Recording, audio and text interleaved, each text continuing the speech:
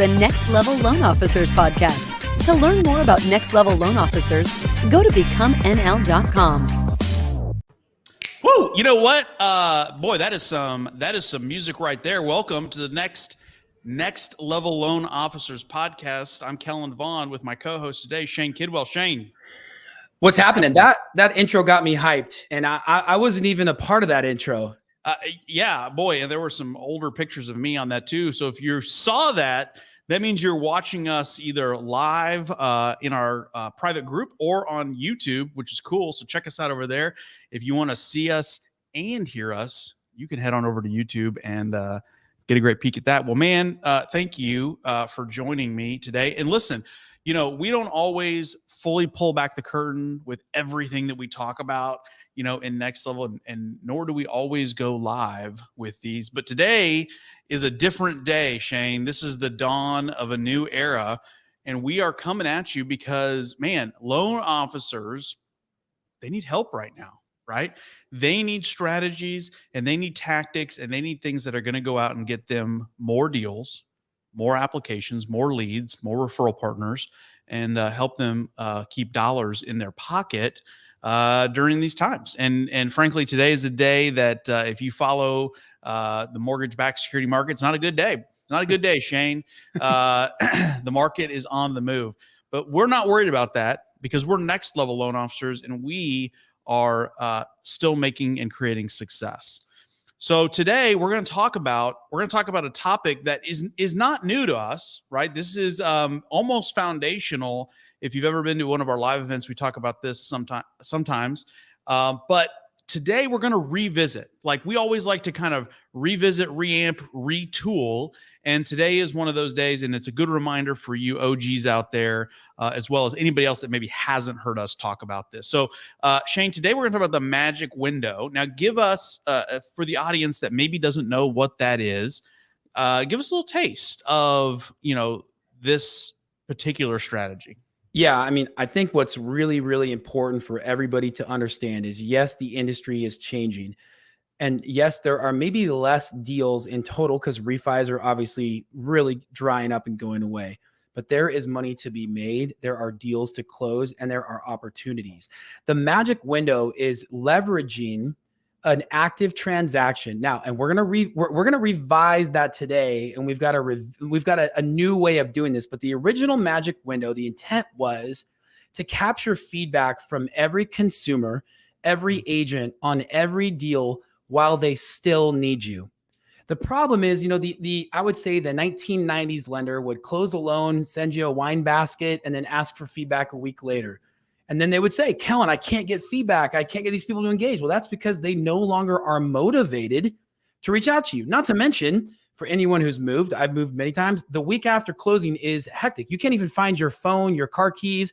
You're looking for your dishes and your boxes. It's a terrible time for us in the industry to be asking for something selfish, which is feedback for us to then post on social media. The magic window was about getting in front of that challenge. That's right.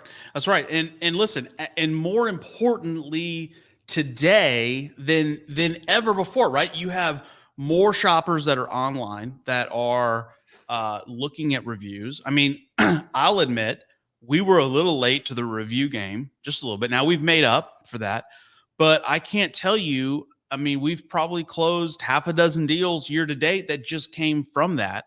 Sean's a big, review guy. So listen, that landscape has changed. And so, you know, we need to adjust to that, and we need to be pouring into that. And if you're not, this is a good time to kind of speak into that blind spot. And listen, this is this is free, right? So a lot of times we talk about things and we're like, oh, you need to buy this or this technology or do this or do that. This one's a freebie, right? This one is absolutely free. You just have to shift a little bit of your process and how you approach things. So Shane, let's talk first about like the OG strategy, right? Like What was the thought behind it? And then we'll kind of put the new twist on it.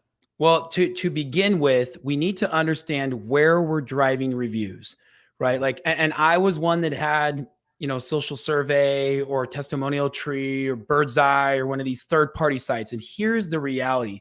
Those sites are really benefiting the company, more than they're benefiting you. Sure. The intent, the goal behind that, it's not to generate leads. It's to bring some sort of like a quality assurance when people are looking at them online. They can use metrics for feedback, for compliance audits and things like that. So Sean brought up originally, and we've all really run with here, is focusing on Google, having a Google business page and capturing reviews on Google. And now I would challenge everyone to pause the podcast. If you're not live, get online, go to Google, type in your city with the word mortgage. Yep. Scroll past the advertisements. What is the first thing you see? And you'll see typically 3 businesses, right, in your market. You'll be amazed at how few reviews these have. Now, if you just go to Google and type in, Shane Kidwell Mortgage, testimonial tree, social survey, 700 reviews, they're going to be down there somewhere on page 1.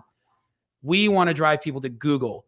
And we're going to do that by asking for feedback when they still need us. It's that window sometime between initial approval, clear to close, but before they've signed and they're done with you. Like, it's when they still need you. And what we would say is the easiest way to do that is, you're my client. I call you, I text you, I send you a video. Hey, Kellen, it's Shane over at, Victorian Finance, AKA Dwell Mortgage. Hey, I've just got something I want to run by you really quick. Would you mind giving me a quick shout? Yeah. Now they have no idea. And they're like, oh crap. Is my deal going to fall apart? You call, hey, Kellen, first and foremost, man, we're super excited to be working with you. Congrats on getting your loan conditionally approved. Hey, I'd like to ask a favor.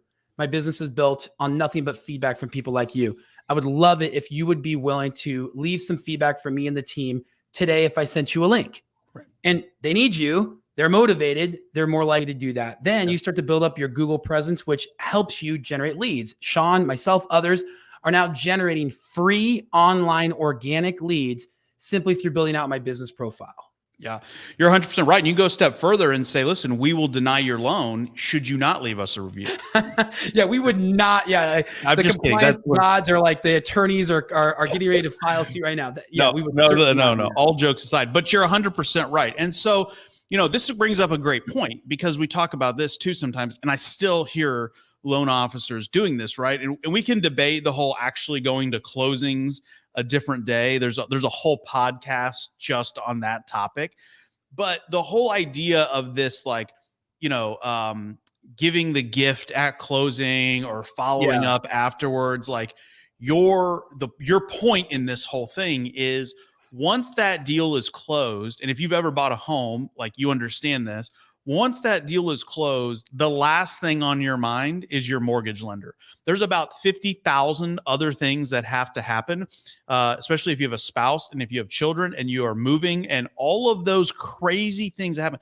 Your head is spinning for 6 months, frankly, after you buy that house. You're not going back to leave a review for your mortgage guy. Well, Kellen, you can't even find your closing documents that have your private information on it. That's it, right? It's it. Yeah, you're exactly right. And so that's a side note to say, listen, if you're still going to closings, which I don't think you should, and you're giving same thing with a closing gift. Like, don't give a closing gift at the closing table, because it's sure to wind up in the bottom of a box or in somebody's trunk for the next 6 months. Wait. Nothing wrong with waiting 3 months or 6 months and then sending a gift. Boy, wouldn't it be more impactful? Anyway, this isn't a gifting show, but here's the deal. And I want to just cut you off real quick. Your point is so valid. The intent behind us asking for the feedback is something for us. You should be doing this when it's beneficial. There's an emotional high or necessity for them. Right. And that's why the magic window is so impactful. Now let's break this down with version 2.0. And I was sitting down with my team and we were going over this on a strategy call, I believe with maybe even our peak group. And I said, hey guys, flip this around for a minute. Why wait to close to ask for a review? Like, if you have a process, and in our office, so I built a co-working space, and my co-working manager used to work in 5 Diamond resorts. 5 Diamond resorts, they have a certain level of quality. They have a golf course. They have all these amazing things. If you're 5 Diamond, you're the best of the best. You're the 4 seasons. Yep. If your process is a 5 Diamond process, you pre-approve somebody, don't you feel like you could ask them for feedback after they've been exceptionally pre-approved? Or when the loan's conditionally approved? Or heck, what if you denied the loan, but you did it in such a way, you got them in credit repair, you treated them like family, you sent them flowers. Like, if you really treated everyone you interacted with 5 Diamond service, you can ask for feedback probably 4 or 5 different places on the loan. So here's what I'm now incorporating. Every time I pre-approve a client, hey, Kellen, it's Shane over at Dwell Mortgage. Hey, congratulations on getting your loan pre-approved. Hey, you're going to be getting an email from my team and I kind of walking you through the parameters on the pre-approval. Keep note of a few things. Don't forget, we use Lender Logics to update your letter. Don't forget, we've done all these other things to make sure your loan's pre-approved, our guarantee, et cetera, et cetera. Hey, Kellen, would you mind doing me a favor? I pride myself and my team on 5 diamond service. And although we haven't closed your loan, I consider you a part of the Dwell Mortgage family. We build our business off of feedback from people like you. Yep. Would you be willing, if I sent you a link today, to leave me feedback, my team and I feedback, to help us improve the process? And hopefully it's 5-star service. Now, if you did that every time you pre-approved somebody, how many reviews would you have in a given year? Hundreds. 4 times, 5 times as many, Sure. or at least 5 times the at-bats of somebody waiting till closing. Now, think about this. So I did 150 loans last year, personal production. Let's say I did about 500 pre-approvals, right? Or 500 applications. So I had 150 opportunities to get a review, and you're going to convert 25 to 50% of those typically. Yep. If I did it at pre-approval, I now have 500 opportunities. What if I added in the buyer's agent on every one of those? Said, hey, Kellen, it's phenomenal. First and foremost, thank you for introducing, Shane and his beautiful wife, Fernanda, for the pre-approval. As you know, we really feel that 5-star service is what's important to us. And I consider your team, a part of the Dwell Mortgage family. Hey, obviously you're going to be getting an email about Shane and Fernanda, the pre-approval, their qualifications. Don't forget, we'll be sending you these tools, etc. You guys do your value proposition. Yep. Hey, Kellen, would you mind doing me a favor? As you know, I built my business over the last decade off of feedback from people like you. If I sent you a link, would you be willing to leave some feedback today for me and the team? They go to Google, they leave the feedback. If I did that as an ATM, an action that matters every time I pre-approve somebody, how many reviews would I have? How many at-bats would I have? And what would the impact be online? If you did that exercise and you wrote in your city with the word mortgage, how far heads and tails above the competition would you be? Tons. Yes. Tons. For free. Yes. And I'll tell you, Google, we used to focus a lot on Zillow reviews, right? But the same reason that we don't do Zillow reviews, the same reason why you don't let your company do your reviews, right? Or you don't let your company on your Google page, because at any time Zillow could decide that they don't want to do that anymore, right? Correct. And Zillow reviews are a lot harder to get. So Google reviews are actually a lot easier. You don't have to validate the person like Zillow does, which is good and bad.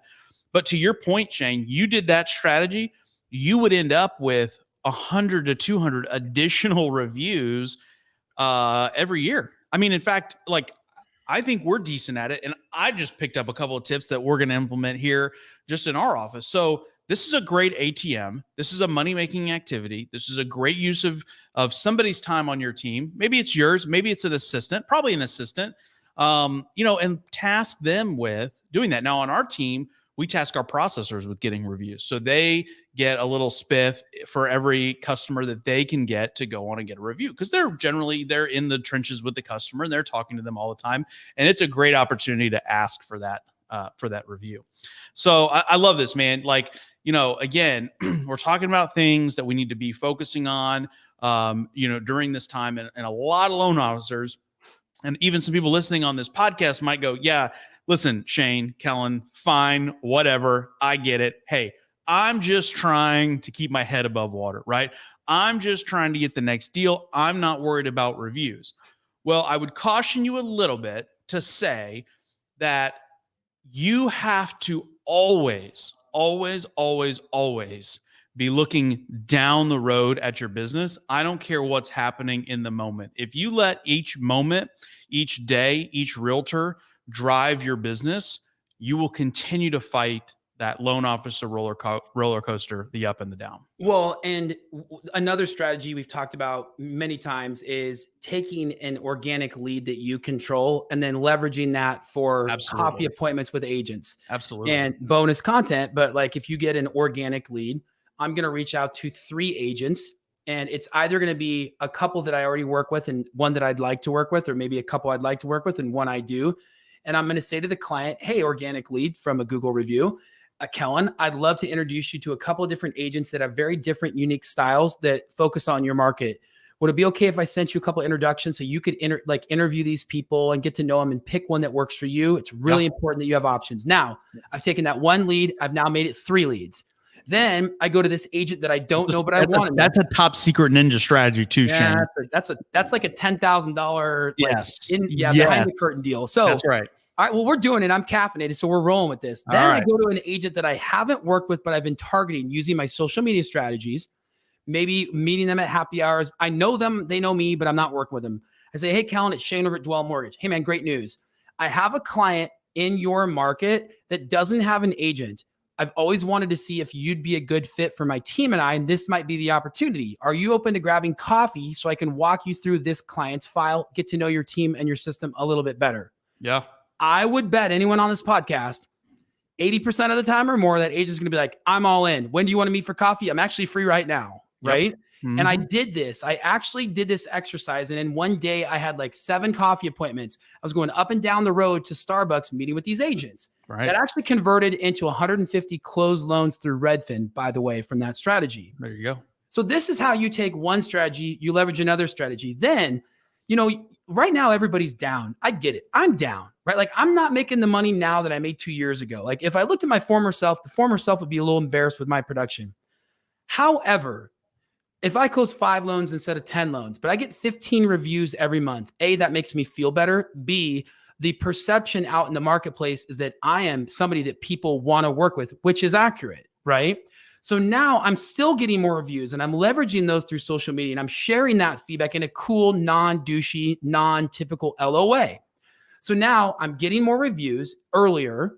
I'm able to then help myself drive organic business. It also creates a lead that I can use with agents that I want to work with. It boosts my morale and it gives me a better perception in social media. Love it, dude. That's it, man. That's a mic drop, right? We just gave away like 7 strategies in this one strategy. So let's just, for you loan officers that are listening to this, like really pay attention because these are, again, free strategies we're talking about right now that move the needle. You want to move the needle, right? These are the things you have to do to move the needle. You got to ask for the reviews. You got to be driving organic traffic that you can hand out to other realtors. You got to be on social. You got to do all of these things. And again, if you can't do all of these things and chase page 9 of the bank statement, right? And chase conditions and be messing around with this is where the challenge is. So if you're struggling with that, get on a strategy call with Next Level and let's talk about that, right? nlstrategycall.com. And we can help you kind of figure that pathway out. But it's impossible to do these things that are required to be successful while doing a bunch of non-money making activities as well. I'll mention one last thing. Yes. Next Level, nlstrategycall.com. You can check that out. Also, we have our LO Lifeline. Actually, I think this is going to come out after the LO Lifeline. Is that right, Shane? But I still think that it's going to be available for people to watch and consume. And man, if there's a time when people need a pick-me-up, maybe somebody that gives them an idea like today, where you just literally copy, paste, and repeat. What people don't know about Next Levels, we're actually a charitable organization. We like to donate to the community, right? And in the hopes that it benefits your family, your business, and maybe you go, these guys are doing something unique and I want to join. The LO Lifeline, if you haven't seen it on social media, you absolutely will. You need to watch that. nlstrategycall.com will get you in with our team to have a call. And lastly, I think that if you are consuming this in one of the podcasting platforms, Kellen, correct me if I'm wrong, we're going to give you all a little gift. Yes. So if you're watching this on a podcast, whether that's Apple Podcasts or Spotify or whatever it is, there's a download associated with this, and you can go and download not only our original OG class on the Magic Window, however, also in addition to bonus, you're also going to get, Shane does a phenomenal class on power conversations, that initial conversation with your borrower, which which ties into this because it sets the whole transaction up for success. It sets up that entire transaction to receive great reviews, to have open communication with the client, to manage client expectations as the transaction gets kicked off. So we're going to include that as a bonus download in this podcast. You can click on the link, download it. We'll have that ready for you. But man, Jason Frazier, one of our marketing gurus here at Next Level, made a great comment. Google reviews and YouTube videos are the 1-2 SEO combo punch that every LO needs. You're 100% right, Jason. Like, that's it. So gang, use this information, take it and run with it. Work these Google reviews into your process. Make it an automatic thing so that you don't have to think about it every time. Get the YouTube videos going and start generating those organic leads that, as Shane mentioned, we can go 3-to-1, right? We can have 3 realtor conversations for every one of those organic leads, and that will move the needle in your business. Are you trying to pick up market share? Are you trying to add more realtors to your bench? That's the way to do it in this market right now. Well, I love that. And I'll leave with this. In 2020 and 2021, everybody was envious of those who had a Ford F-150 assembly line. In 2022 and beyond, the Ferrari assembly line is going to win. Those people who have exacting standards and put effort into every step of the process are going to win. And they already are. If you're not there, if you're still on a 2020 strategy in 2022 and beyond, shift your mindset, shift your focus, get on a strategy call, join Next Level. We'll see you on the other side. Thank you guys for joining us today. We'll see you all soon. Thanks, everyone.